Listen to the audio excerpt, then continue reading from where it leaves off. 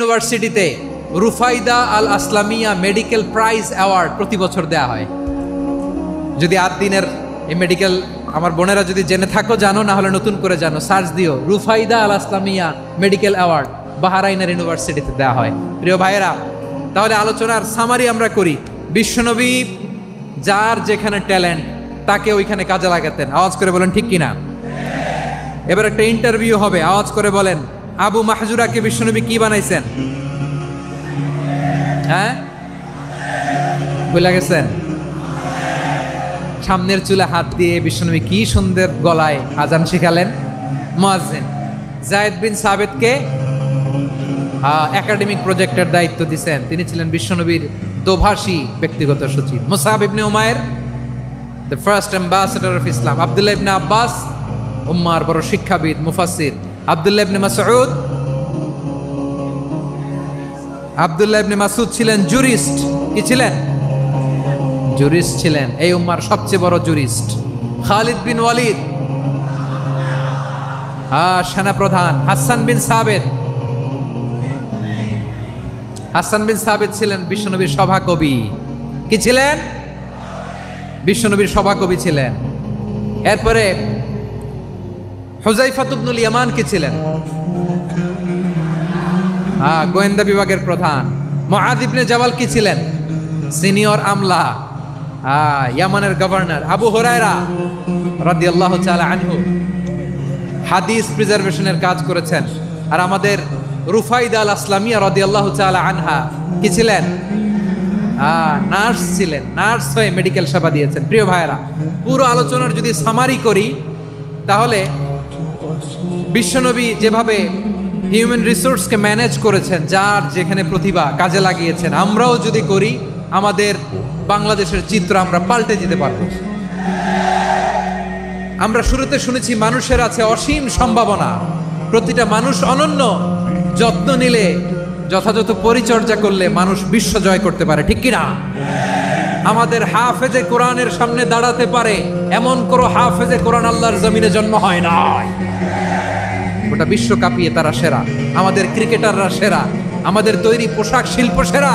এরকম অনেক অনেক সেরা জিনিস আছে, আমরা এগুলোর নার্চারিং করতে পারি নাই, পরিচর্যা করতে পারি নাই, সঠিক তারবিয়াতের অভাব। তাহলে মানুষের অসীম সম্ভাবনাকে কাজে লাগাতে হবে, ঠিক কিনা বলেন?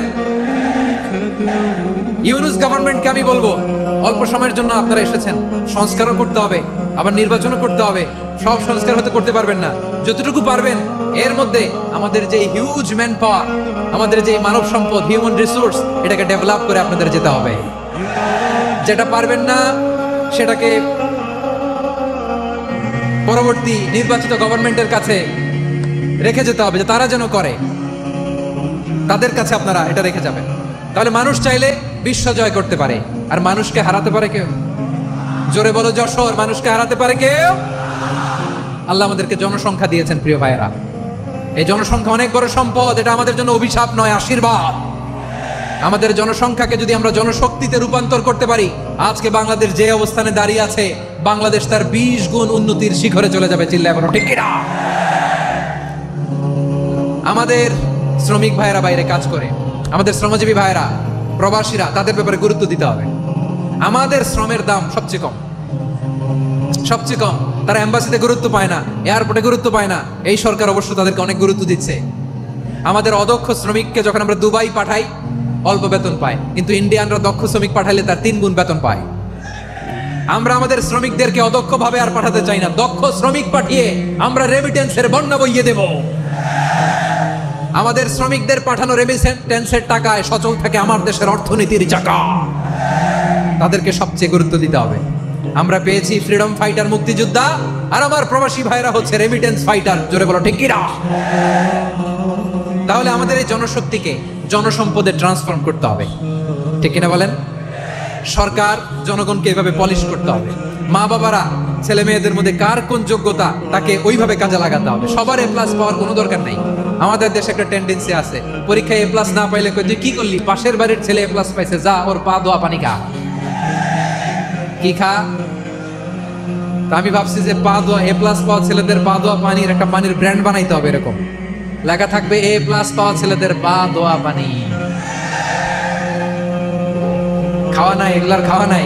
ওরে আল্লাহ এ প্লাস পাওয়ার জন্য বানাইছে, আর আপনার ছেলেকে এই এ প্লাস গুলারে নিয়ন্ত্রণ করার জন্য আল্লাহ বানাইছে। ওকে দিয়ে আল্লাহ কি করবে আপনি জানেনই না। একটা এ প্লাস, একটা এ গ্রেড একটা মানুষের জীবনকে ঠিক করে দিতে পারে না। আপনার ছেলেকে আল্লাহ অন্যদিকে যোগ্যতা দিয়েছে। ওদের মনোবল ভাঙবেন না, খবরদার খবরদার। ছেলে মেয়েদের মনোবল ভাঙবেন না। যাকে দিয়ে যেটা হবে তাকে দিয়ে সেটা করতে হবে, তার প্রতিভাকে সেভাবে কাজে লাগাতে হবে। তাহলে বাংলাদেশ, আমাদের এই জনসংখ্যা জনসম্পদে রূপান্তরিত হবে। আমাদের সরকারের তত্ত্বাবধানে আমাদের 18 কোটি জনগণ দক্ষ জনশক্তিতে রূপান্তরিত হোক। আমরা চাই কি চাই না? আমরা ভালো মানুষ, শ্রেষ্ঠ মানুষ হতে চাই কি চাই না? ওই জাপানিজদের মতো সৎ, ওই ইউরোপিয়ানদের মতো কালচার আমাদেরকে আল্লাহ তাআলা কোরআন সুন্নাহ অনেক কিছু দিয়েছেন। যেহেতু বর্তমানে আমরা দেখছি তারা সৎ, তাদের মধ্যে ভ্যালু আছে, সেগুলো আমাদের মধ্যে আনার দরকার আছে না নাই? আর ইসলাম দিয়ে আমাদের জীবনকে সাজাতে হবে, ইসলাম দিয়ে আমার পরিবারকে সাজাতে হবে। ইসলাম থেকে, কোরআন থেকে প্রেসক্রিপশন না নিলে জীবন সুন্দর হবে না। কোরআন থেকে প্রেসক্রিপশন না নিলে সমাজ সুন্দর হবে না। কোরআনের প্রেসক্রিপশন না মানলে রাষ্ট্র সুন্দর হবে না। কোরআনের প্রেসক্রিপশন অ্যাপ্লাই না করলে শুধু দুর্নীতি দমন কমিশন দিয়ে দুর্নীতি বন্ধ করা যাবে না। এজন্য কোরআনের আইন আমরা চাই কি চাই না? প্রিয় ভাইয়েরা, হিউম্যান রিসোর্স ডেভেলপমেন্ট, মানব সম্পদের উন্নয়ন, আমাদের সরকার যেন এদিকে নজর দেয়। আমরা যেন এই ব্যাপারে যত্নবান হয়ে উঠি। যাকে আল্লাহ যে যোগ্যতা দিয়েছে, এই যোগ্যতা দিয়ে আমরা যেন ইসলামের জন্য, দেশের জন্য কাজ করি। আমরা যেন আমাদের স্কিল ডেভেলপ করি, আমাদের পটেনশিয়ালকে ডেভেলপ করি।